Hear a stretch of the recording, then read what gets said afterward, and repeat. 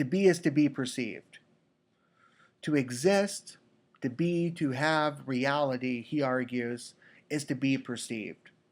And this is tied directly with his subjective idealism, which says that reality is mind dependent. Now, when he says this, he is only talking about sense objects, right? To be is to be perceived. For a sensible object to exist, it has to be perceived by some mind.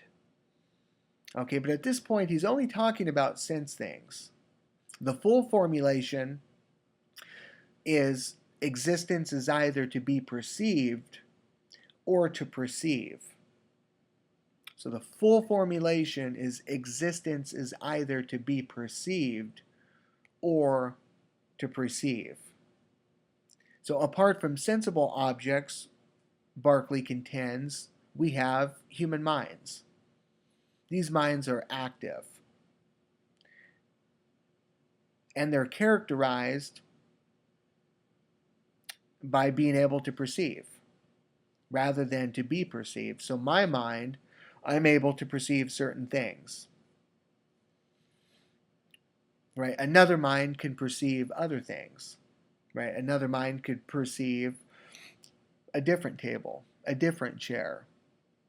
Okay, but really existence itself, he's saying here, is tied to perception. Right? So a physical object and a material object, such as a table, well, it can't perceive anything, right? It lacks a human mind. So a physical object couldn't perceive nothing. I mean, it's just a material object. Well, my mind has the ability to perceive. So that physical object, its existence is dependent upon my perception of it. Okay, but the fact that I'm able to perceive it means that my mind also exists. Okay, and we'll see towards the end here how this ties together with God and the divine perception. But this is Berkeley's famous formulation of existence. To be or to exist is to be perceived by something, by some mind.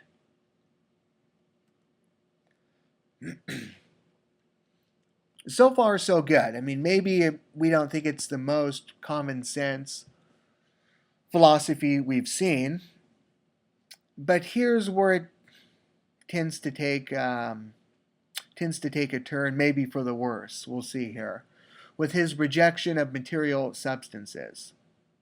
Now, Berkeley is known to have denied that matter itself, material substances, have real existence, independent of the mind. So as a subjective idealist, as someone who thinks that reality is mind dependent, Berkeley couldn't assert that physical objects exist independent of the mind. That there's physical objects out there that have existence that are not mind dependent. I mean, that would contradict his philosophical approach.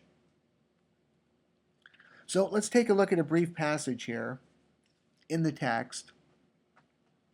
And I'm looking at the top of 443.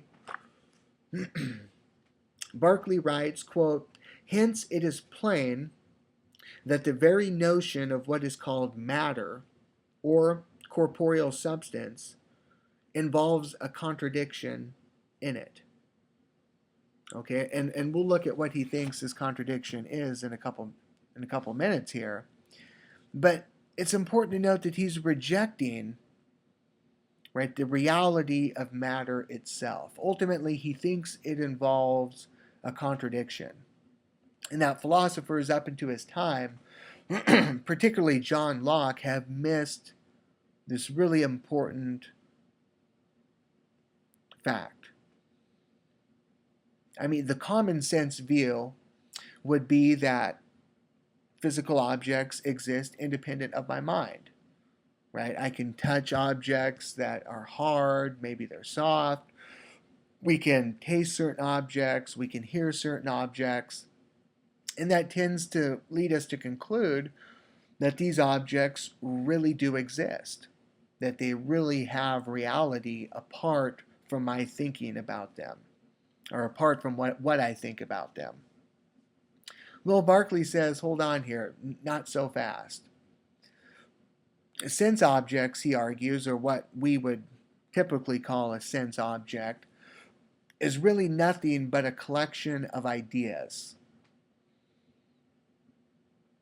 So the perception I have of a table is nothing but a collection of what he calls primary and secondary qualities.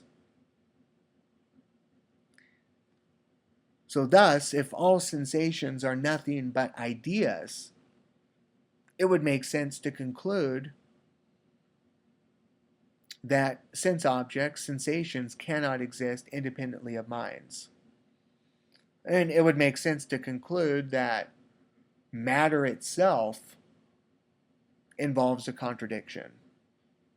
That there's really no such thing as a material essence, a material substance.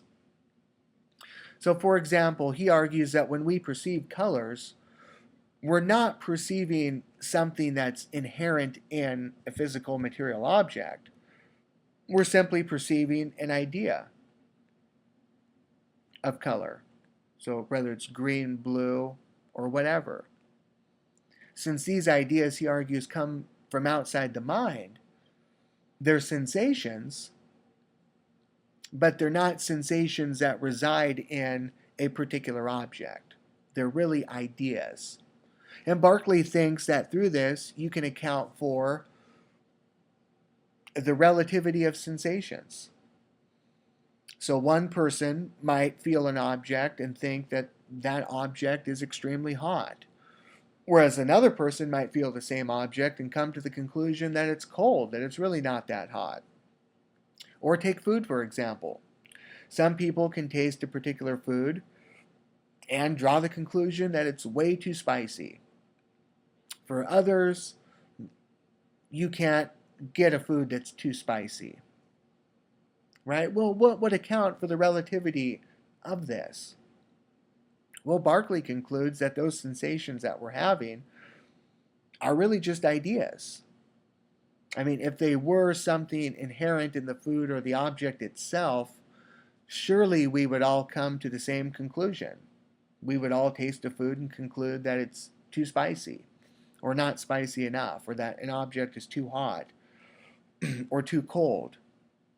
Well, we know from experience that that really isn't the case. So there has to be something else going on here, right? Is it possible that what we normally think are sensations inherent in an object are really just an idea that that is dependent on the mind? Okay, this leads to the distinction between primary and secondary qualities. And this is real important for understanding Berkeley's original argument here that there's no such thing as material substances. I mean, maybe it would have been more appropriate to start with this. But let's define these qualities here. A primary quality he describes as characteristics that constitute the properties of a physical object. Something like extension, or figure, motion, rest, solidity, number. Secondary qualities, he argues, are characteristics of our sensation of physical objects. Things such as color, odor, texture, sound, hot and cold. So we got primary qualities and secondary qualities. Now, Berkeley recognizes and admits that most empiricists, most philosophers admit that secondary qualities are mind dependent. So things such as color and odor and texture. Well, color isn't something that's residing in the object, it's something that, with the combination of light, the mind supplies. Because they do exist outside our minds, Berkeley concludes these have to be ideas. So when it comes to secondary qualities, things such as color and odor and